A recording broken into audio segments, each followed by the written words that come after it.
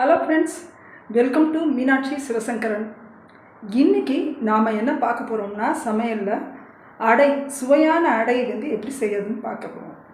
எல்லாருக்குமே அடை தெரியும், இது கொஞ்சம் வித்தியாசமாக இருக்கும். நீங்கள் ட்ரை பண்ணி பாருங்கள். நான் அதுக்கு என்னென்ன பொருட்கள் எடுக்கிறது, எப்படி அரைக்கிறதுங்கிறதெல்லாம் நான் சொல்கிறேன். இப்போ வீடியோவுக்கு போகலாம்.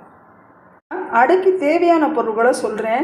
5 வகையான பொருள்கள் நம்ம எடுத்துக்க போகிறோம்.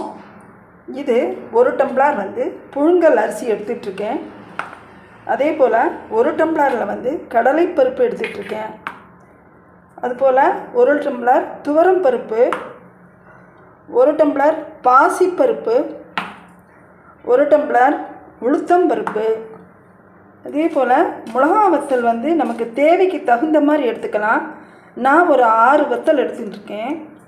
அதே போல் இந்த கரண்டியால் இந்த டேபிள் ஸ்பூன் 1 கரண்டி உப்பு, கல் உப்பு போட்டுக்கோங்க. அதுபோல் எல்ஜி பெருங்காயம், இந்த எல்ஜி பெருங்காயம் வந்து ஒரு சிட்டிகை அளவு போட்டுக்கலாம். ஒரு சின்ன ஸ்பூனால் 2 ஸ்பூன் போட்டுக்கலாம். இப்போ உங்களுக்கு இது தெரிஞ்சதா? இதை வந்து எல்லா பொருளையும் வந்து ஊற வச்சிடணும். இப்போ பொருளெல்லாம் ஊறிடுச்சு ஃப்ரெண்ட்ஸ். இப்போ வந்து நாம் இந்த மிளகா வத்தல்லாம் வந்து சின்ன சின்னதாக கிள்ளிக்கோங்க. ஏன்னா நமக்கு அந்த வத்தல் வந்து சரியாக அரைப்படாது. அதனால் சின்ன சின்ன பீஸாக கிள்ளி போட்டுக்கோங்க. இது எல்லா இன்னும் ஊறியாச்சு. இனிமேல் இதை நான் உங்களுக்கு அரைச்சி எடுத்து காமிக்கிறேன்.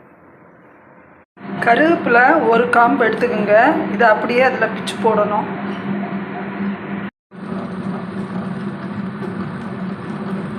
எடுத்தாச்சு ஃப்ரெண்ட்ஸ். அதுக்கப்புறம் இந்த வெங்காயம் பொடி பொடியாக நறுக்கி வச்சுருக்கேன். 1 வெங்காயம் எடுத்து நறுக்கியிருக்கேன்.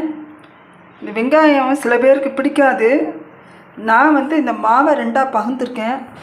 இதில் வெங்காயம் போட்டு இதில் செய்கிறேன். இது பூரா வெங்காயத்தை இதில் நம்ம போட்டுக்கணும்.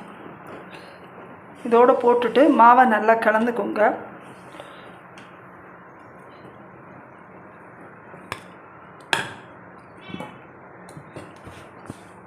நடுவில் ஓட்டை போட்டுக்கோங்க. ஓட்டை போட்டு சுற்றி எண்ணெய் விட்டுக்கோங்க.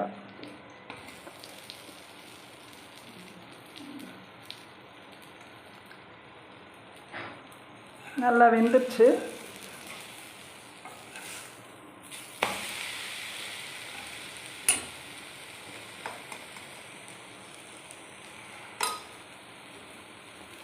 நான் கொஞ்சம் நிறைய ஊற்றுவேன் எண்ணெய். வேணுங்கிறவங்க எண்ணெய் ஊற்றிக்கலாம். இல்லை லைட்டாக 1 ஸ்பூன் போதும்னு நினைக்கிறவங்க அப்படி போட்டுக்கோங்க. அவ்வளோதான் ஃப்ரெண்ட்ஸ், சுவையான தேங்காய் சட்னியோட அடை ரெடி.